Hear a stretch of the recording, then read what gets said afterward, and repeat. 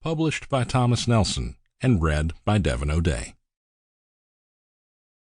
Prologue. 2 years earlier.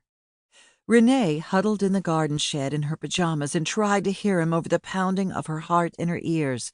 Dust motes crowded close in the dim illumination from the full moon glaring through the windows, and she suppressed a sneeze.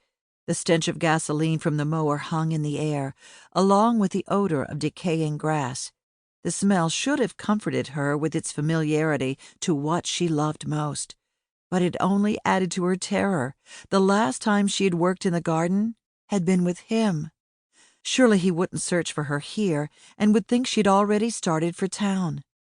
The straps of the backpack bit into her shoulders, and she longed to take it off and hide it, but it was the only evidence she possessed. Evidence of what a monster she had loved. She might need a weapon. Now that her eyes adjusted to the gloom, she darted her gaze around the shed. About 8 by 8, it overflowed with gardening tools and old pots. The hoe. It might work, or maybe she could wield the hedge clippers like a sword, though the thought of plunging those steel blades into the chest of a man who'd once whispered sweet words in her ears nearly paralyzed her. The clippers would be less cumbersome than the hoe. As she lifted the shears, something fell from the workbench. The clatter sounded as loud as a crack of lightning overhead. She froze and listened for footsteps heading her way. Nothing. The breath eased out of her chest, and she moved in a half-crouched position toward the door in her bare feet. She twisted the knob, and the latch released a soft click. Renee waited a moment before she pushed the door open a few inches to peer out. The moonlight shone on her sweet home. A home she thought she'd be sharing with the perfect husband.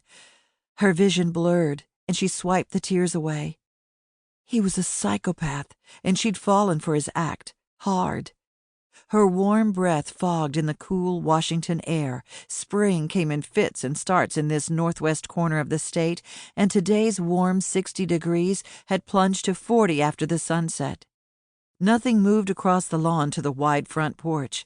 Her car, an older Miata, beckoned her from the driveway. If only she'd had time to grab the keys. She opened the door wider and stepped out.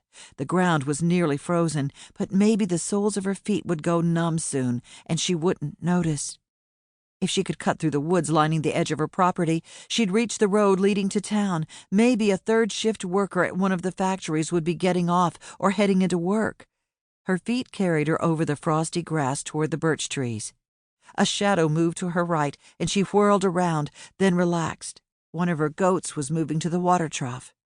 But even as the tension edged from her shoulders, a hard hand fell on her left arm. He whipped her around toward him.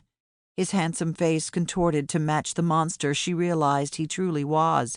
He ripped the backpack from her. "I thought you were different from the rest, Renee." She tipped her chin up, though she shuddered inside at the remorseless glare in his eyes. "The rest of the women you killed, you mean?" "I was really going to marry you. The others failed me, but you were perfect." His long fingers caressed her cheek, and his eyes darkened when she flinched. "Why did you have to go snooping? I didn't want to hurt you. You brought this on yourself." His gaze shifted down as his hand dropped away to fish for something in his pocket. Now was her chance. She spun around to run, but he grabbed her arm again, then marched her a few feet to her right.